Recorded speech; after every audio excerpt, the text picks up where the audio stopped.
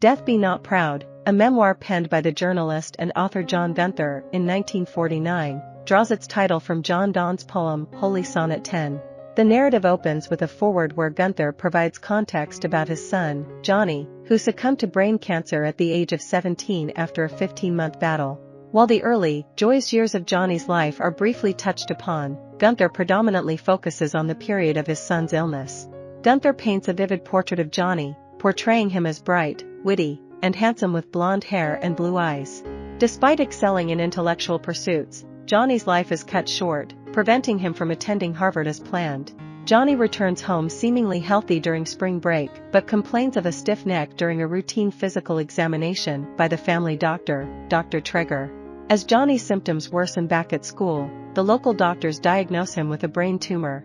Seeking specialized help, the Gunthers travel to Deerfield Academy, where a specialist, Dr. Tracy Putnam, confirms the terminal nature of the tumor. Johnny is then transferred to Columbia Presbyterian Hospital in New York City, where a 6-hour surgery reveals a tumor the size of an orange in his brain. Despite the partial success of the operation, Johnny's condition deteriorates, and subsequent examinations indicate a worsening situation. Maintaining his humor and cheer, Johnny faces the challenges of his illness, including a painful spinal tap. Although he initially appears to recover quickly from the surgery, Johnny faints a few weeks later. Gunther, upon returning to the hospital, learns that the tumor has significantly worsened, posing a threat to Johnny's vision and mobility, with the grim prospect of an inevitable demise.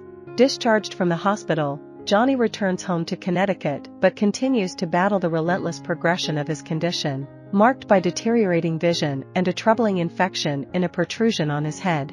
The Gunthers discover an experimental treatment involving mustard gas, typically a lethal poison, and decide to take Johnny to Memorial Hospital in New York for the procedure.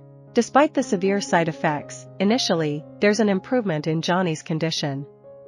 Encouraged, he attempts to catch up on schoolwork with the faint hope of attending Harvard. However, Johnny's health takes a downturn, prompting the Gunthers to explore another experimental approach, Dr. Max Gerson's specialized diet.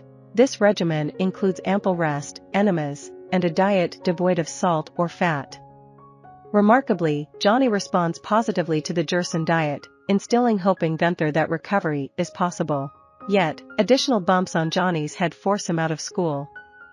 Undeterred, Johnny works with tutors to stay on top of his studies. Multiple surgeries become necessary to drain fluid from his skull, and doctors express amazement at Johnny's continued survival. Despite the agonizing decision to subject Johnny to more trauma, the Gunthers maintain the Gerson diet while opting for an emergency surgery, which proves successful. Analysis of the drained fluid indicates the disappearance of the tumor. Everyone rejoices, anticipating Johnny's full recovery. However, Johnny's condition worsens upon returning home, with a new bump appearing on his head. A hospital visit reveals that not only has the tumor not disappeared, but it has become much worse, presenting an untreatable form. A radical surgery is attempted, but it proves ineffective. Johnny is taken off the Gerson diet, and although a significant portion of the tumor is removed, it cannot be entirely eradicated. Despite receiving a diploma for his extra efforts, Johnny's health continues to decline, culminating in extreme weakness. Dr. Traeger diagnoses a brain hemorrhage, and Johnny peacefully passes away in his sleep at the hospital. Gunther highlights Johnny's evident intelligence, sharing letters and diary entries left behind. The final chapter is narrated by Johnny's mother, Frances, who reflects on the essence of life and death, urging parents to cherish their children while they are still alive. I hope you enjoyed this video. Leave a like if you did, and be sure to subscribe. Thank you.